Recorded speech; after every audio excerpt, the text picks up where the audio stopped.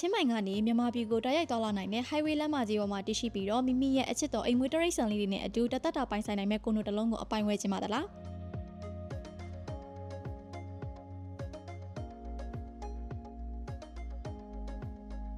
ရမောင်ခုပြပြပေးမဲ့ project ကတော့ဂျိုပိုင်ဝယ်ယူပြီးတော့2026နှစ်ကုန်မှာကျန်ငွေချေရမှာဖြစ်တဲ့အတွက်ကြောင့်မို့လို့ငွေအလုံးရင်းမထုတ်ဘဲနဲ့ယင်းနှိမ့်မြုပ်နှံခြင်းနဲ့လူကြီးမင်းတို့အတွက်တော့အကောင်းဆုံး investment တစ်ခုဖြစ်စေမဲ့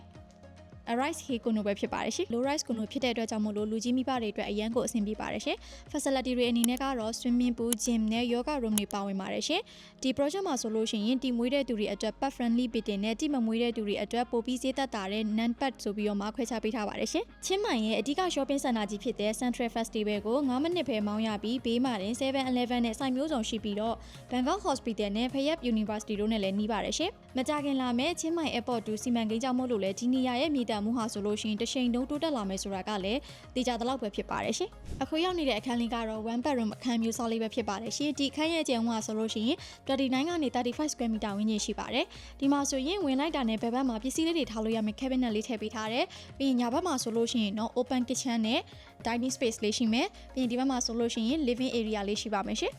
ပြီး living room ရဲ့ဒီဘက်မှာဆိုလို့ရှိရင်မုံတို့အိတ်ခန်းလေးရှိပါမယ်ပြီးရင်ဒီဘက်မှာဆိုရင် common bathroom လေးတစ်ခန်းရှိပါမယ်ရှင်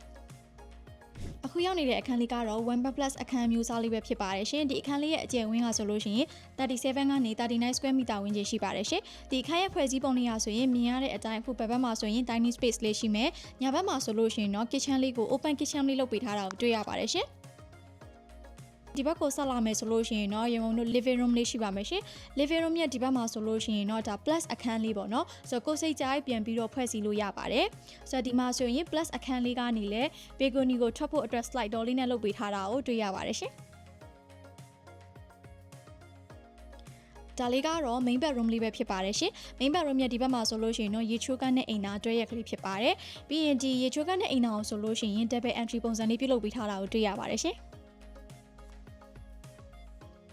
အခုလိုက်ပြပေးမယ့်အခန်းလေးကတော့2 bedroom အခန်းလေးဖြစ်ပါတယ်ရှင်ဒီအခန်းလေးကဆိုလို့ရှိရင်54နဲ့56 square meter ဝန်းကျင်ရှိပါတယ်ဒီမှာဆိုရင်ဝင်လိုက်တာနဲ့ရေပုံတို့ညာဘက်မှာဆိုရင် open kitchen လေးနဲ့ dining space လေးရှိမယ်ပြီးရင်ဒီဘက်ကိုဆက်လာမယ်ဆိုလို့ရှိရင်တော့ရေပုံတို့ဒီ living room area ကျကျဝန်းဝန်းလေးကိုတွေ့ရပါမယ်ရှင်ပြီးရင်ဒီဘက်မှာဆိုလို့ရှိရင်တော့ရေချိုးကန်းနဲ့အိမ်သာတွေ့ရပါတယ် master bedroom တစ်ခန်းရှိပါမယ်ရှင်ဒီဘက်မှာဆိုလို့ရှင်တော့ရေမုံတို့ common bathroom နဲ့ single bedroom လေးပဲဖြစ်ပါတယ်ရှင်ဆိုတော့ဒီ common bathroom လေးကိုဆိုလို့ရှင်လဲ double entry ပုံစံမျိုးလေးလုပ်ပေးထားတာဖြစ်တဲ့အတွက်ကြောင့်မလို့ဒီအခန်းကလည်း master bedroom ပုံစံအသုံးပြုလို့ရပါတယ်ရှင်